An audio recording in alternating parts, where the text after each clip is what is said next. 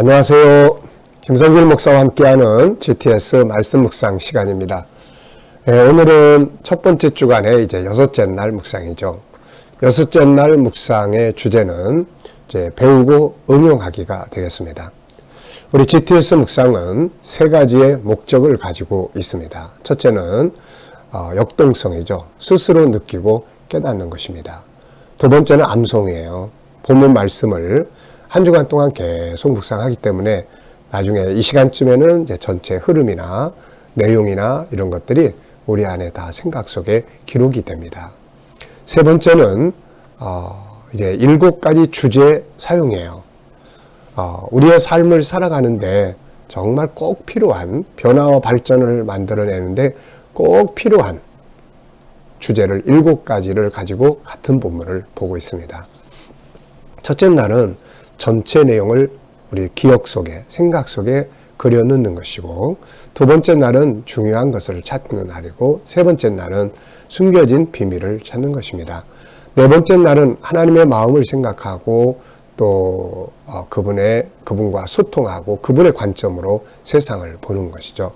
그리고 이제 다섯째 날은 이제 관계 성공학인데 나와의 관계, 상대방과의 관계, 그리고 이제 만물과의 관계, 업무와 환경과의 관계를 잘해야 된다.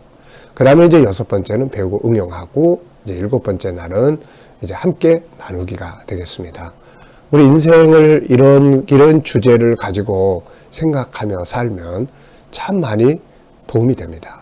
저도 역시 어떤 일들을 생각할 때면은 이 7가지 주제의 내용들을 생각을 해봅니다. 어떤 일을 처리할 때 가장 중요하게 역점을 둬야 될 건 무엇인가? 이거 하나를 딱 생각하면 마치 이렇게 밑에 열매들이 있는데 줄기 딱 잡으면 쫙 정렬되는 것처럼 그렇게 이제 삶이 정리가 되죠.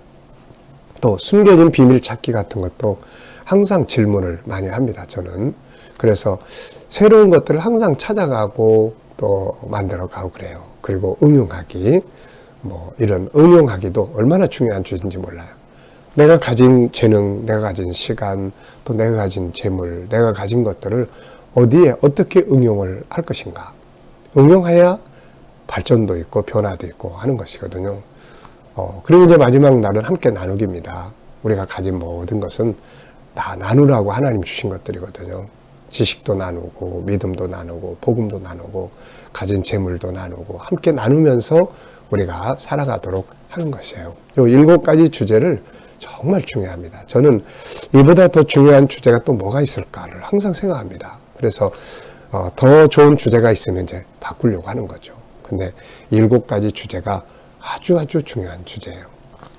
공부하는 사람이든 업무를 보는 사람이든 꼭 주제 사용을 해보시기 바랍니다. 오늘은 이제 함께 배우고 응용하기예요. 뭘 배워야 할 것인지. 아이들이 잘못해서 실수를 했을 때 막 야단치는 부모가 있는가 하면은 그럴 수 있어. 근데 여기서 꼭 하나 배워야 돼. 뭘 배울 수 있을 것 같으니? 이런 질문 하나 해준다면 재능을 개발해 주는 거거든요. 생각이 살아 움직이게 하고 스스로 다 자기 돌아볼 수 있는 거거든요. 하나님께서 그렇게 우리에게 대하셨어요. 범죄한 다음에 아담한테 막 야단치지 않고 네가 어디 있니? 무엇을 했니? 이런 질문들은 스스로 다 느끼게 하는 질문들이잖아요. 자, 오늘 먼저 그림 보겠습니다. 자, 아주 멋진 그림이에요. 무엇일까를 궁금하게 여기시는 분들이 있는데 그거보다는 느낌을 적어보시면 됩니다. 일단 저는 생명책이라고 생각을 해요. 생명책. 하나님의 보좌 앞에 있는 생명책. 우리 이번에 묵상 집에는 이 생명책이 여러 번 나옵니다. 그만큼 중요하기 때문에 여러 번 실어놨어요. 자, 저는 이렇게 적었습니다. 빛나는 책, 생명책. 생명책의 이름이 기록된 사람들의 복. 그리고 멋지고 아름답다. 네. 가장 위대한 책. 예, 가장 위대한 책. 자, 내용물 찾아보는 겁니다. 빛나는 책, 쓰는 펜, 빛, 하늘, 구름 이렇게 적어봤고요. 이제 보이지 않는 것들이 또 중요하잖아요. 저는 생명책 속에 이름이 기록된 자들이 누굴까? 그리고 거기에다가 우선 나, 가족, 자녀, 성도들, 온 세계 속에서 구원받은 자들. 네. 자기 자신 꼭 들어가야 되잖아요. 그리고 자기 자녀들, 가족들 꼭 들어가야 되잖아요. 이거 빠지면 다 실패해요. 인생이 이거 빠지면 다 아무것도 아닙니다. 그리고 이제 생명책에 기록된 사람들이 누리게 될 영광, 기록되지 못한 자들의 그 멸망, 이제 이런 것들이 보이지 않게 다 있는 거죠. 그림에서 가장 중요한 것은 뭔가요? 생명책에 이름이 기록되는 것이죠. 생명책에 이름 기록되는 거, 이름이 기록되는 거죠. 그래야 구원과 영광이 있으니까요. 자, 네 번째는 그림을 보고 떠오르는 이야기나 사람, 성경 적어보게요. 먼저 저는 이 그림을 딱 보면 계시록 21장 27절. 네. 속된 것이나 또 가증한 것과 거짓말하는 자들은 결코 그리로 들어가지 못하되 어린 양의 생명책에 기록된 자들만 들어가더라. 그러니까 생명책에 이름이 기록되는 것이 아주 중요한 일입니다. 또 누가복음 10장 20절 예수님께서 세상에 오셔서 그런 말씀하시죠. 예수님께서 세상에 오셔가지고 제자들이 나가서 전도하고 돌아와서 막 귀신 쫓아내는 이야기 하니까 예수님께서 그걸로 너네들 기뻐하지 말고 너희 이름이 하늘에 기록된 것으로 기뻐해라. 그들의 이름이 하늘에 기록된 것으로 기뻐해라. 우리가 다른 것으로 기뻐하는 게 아니라 하늘에 우리의 이름이 기록된 것으로 기뻐할 수 있어야 하는 것이죠. 그리고 또 떠오르는 사람들이 있습니다. 구원받지 못한 친척들, 또 구원받지 못한 사람들, 그들이 다 이렇게 막 떠오릅니다. 세상에 와서 구원받으면 비록 힘들고 어려운 상황들이 있어도 그건 성공한 삶이에요. 근데 세상에서 와서 평생 살아가면서 구원받지 못하면 그가 이루어 놓은 것은 모래성 쌓는 거예요. 아무것도 아니에요. 실패입니다. 네. 자, 상상해 보는 거예요. 과거, 현재, 미래. 이걸 가운데에 두시고 그 다음에 이제 이 앞에 어떤 그림이 있을까? 이 책에 기록된 사람을 보면 그들이 그 앞에 그림은 예수를 영접하고 하나님을 섬기고 믿음으로 살아갔던 사람들을 그려볼 수 있을 것 같아요. 그리고 다음 그림을 그려본다면 이제 이들이 하나님의 나라에서 영광을 얻는 그림을 그려볼 수 있을 것 같습니다. 네, 참 멋지네요. 자, 우리는 어떤가? 네, 나의 미래가 생명체에 기록되어 있을까? 영원한 멸망으로 들어갈까? 그것을 생각을 해본다면 또 하나님 앞에 섰을 때 영광스러운 모습으로 쓸까? 아니면 부끄러운 모습으로 쓸까? 이런 것들을 생각해 보면 오늘을 어떻게 살아야 할지가 정리가 되죠. 자, 그러면 오늘도 본문 말씀 읽어보겠습니다. 구조는 53 또 52 이렇게 돼 있죠.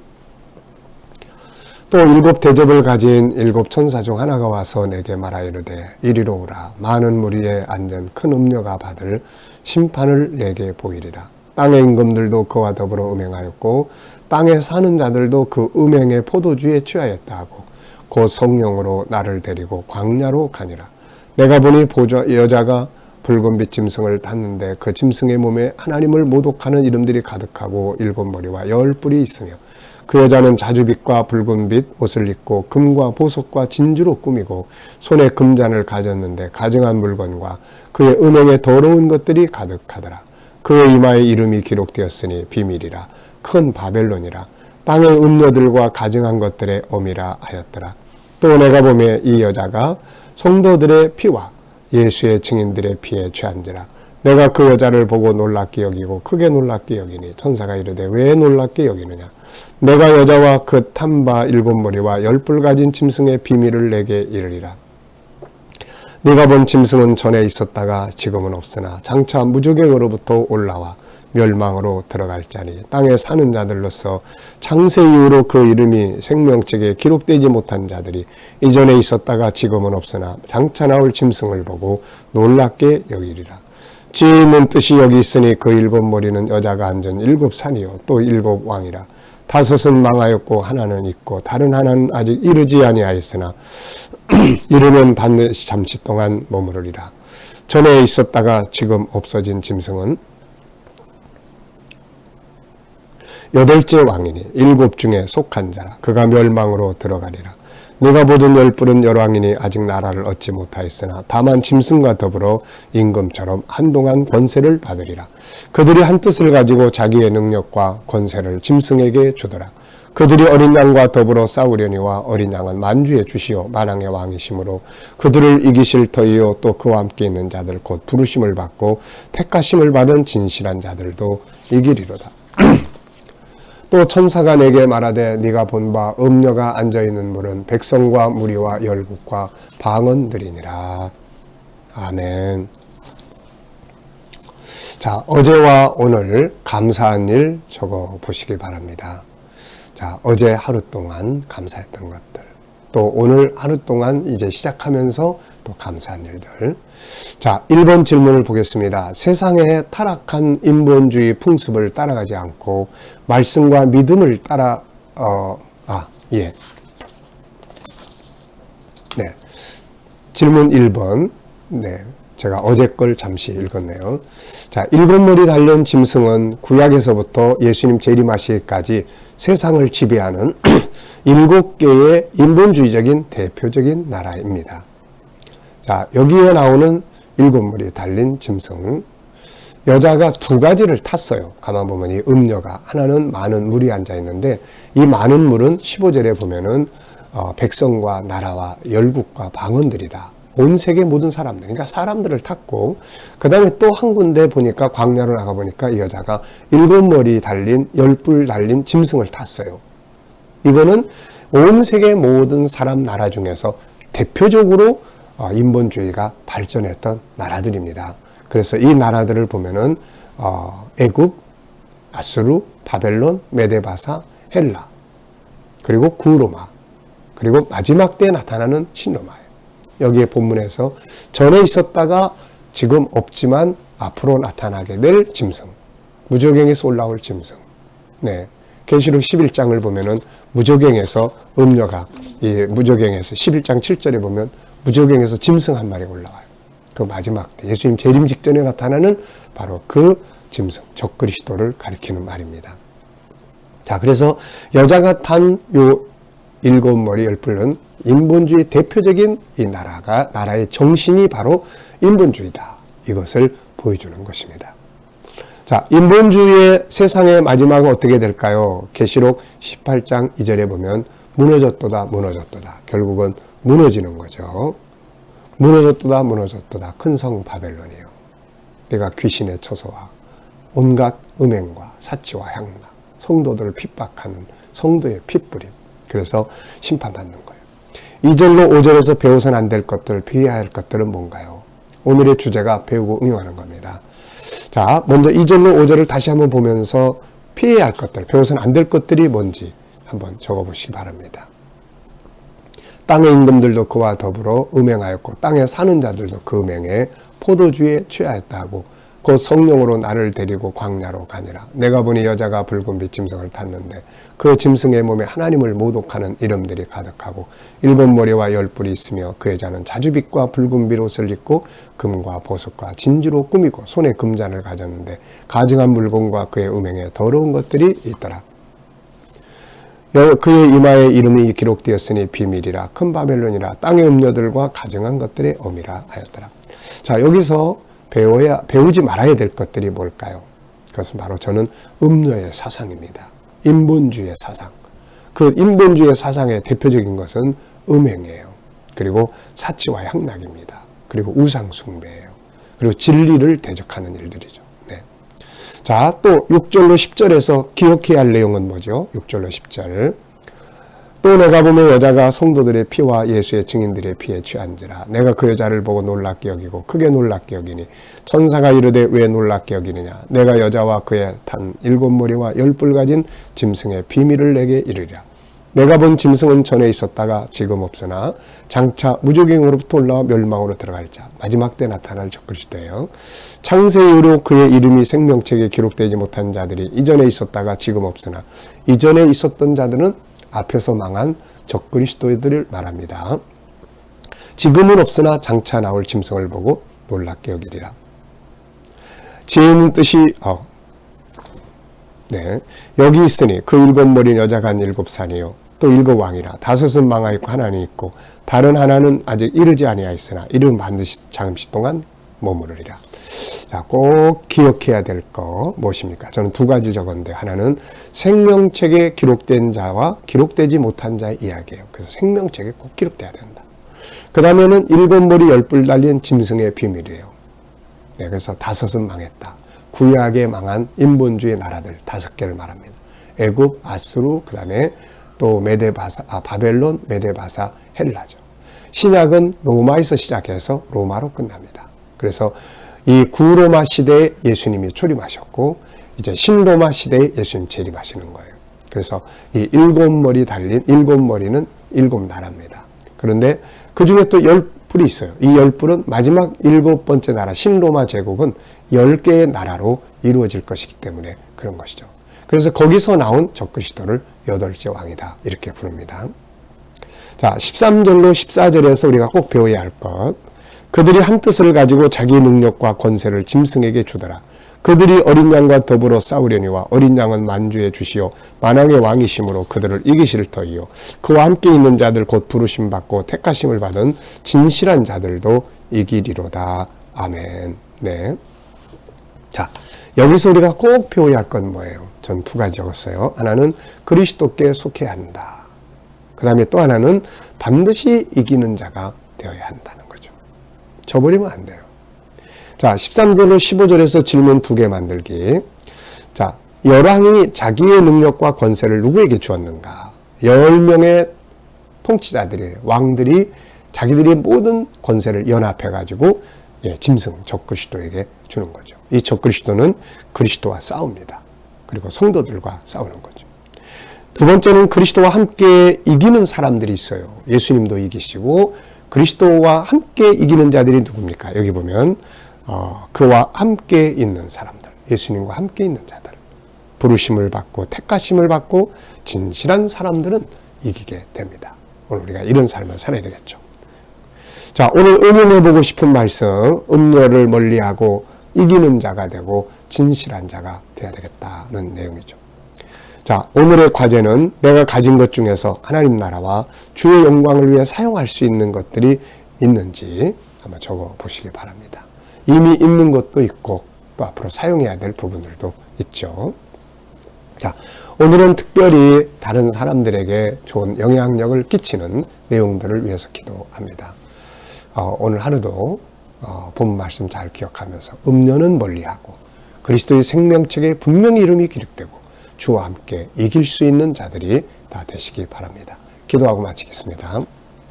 주님 감사합니다. 오늘도 주신 말씀들 잘 기억하게 하여 주시고 또 특별히 하나님 오늘도 재능 개발을 위해 기도합니다. 우리 모든 성도들, 자녀들 소금의 능력, 빛의 사람들이 되게 하시고 영향력을 미치는 사람들, 재능 개발, 장점 찾아 전문가 되고 배움과 응용의 능력을 갖고 융합의 능력을 키우고 도전 정신을 갖고 리더십, 주도적 삶, 자기를 반성하며 책임감 키우기 이러한 능력들이 커지게 하여 주시옵소서. 오늘도 믿지 않는 우리 자녀들, 친척들, 이웃들 중에 주께로 다 돌아오게 하여 주시고 또 우리 자녀들과 오늘 성도들 오늘도 머무는 곳에 함께하여 주셔서 코로나로부터 안전하게 지켜 보호하여 주시고 백신 맞는 성도들은 안전하게 지켜 주시옵소서. 하나님, 성도들, 자녀들 믿음으로 일하는 직장과 사업장마다 함께하여 주시고 그곳에서 그들을 통해서 발전하게 하시고 형통케 하여 주시며 기계적으로 일하지 말고 창의력으로 일하게 하여 주옵소서. 새로운 일터를 구하는 자들마다 좋은 일터들이 예비되게 하여 주시옵소서. 치료받는 우리 성도들, 또 치료받아야 될 우리 교우들 안전하게 지켜주시고 주여 역사하여 주시옵소서. 걸어가신 주님, 주님께서 오늘도 이 나라와 민족 지켜주시고 이 땅에서 코로나가 속기 소멸되게 하여 주시고 아버지 또 이 땅이 거룩한 땅 또 선교의 땅이 되게 하여 주시고 아버지 또 이 나라의 지도자들이 지혜와 명철을 가지고 나라를 바르게 이끌어가게 하여 주옵소서. 주님 오늘도 세계 곳곳에 있는 선교사님들에게 함께하여 주시고 저들의 사역 중에 함께하여 주시며 또 핍박받는 교회와 성도들에게 은혜 입혀 주셔서 끝까지 이기는 자들이 다 되게 하여 주시옵소서. 감사하며 예수님의 이름으로 기도하옵나이다. 아멘.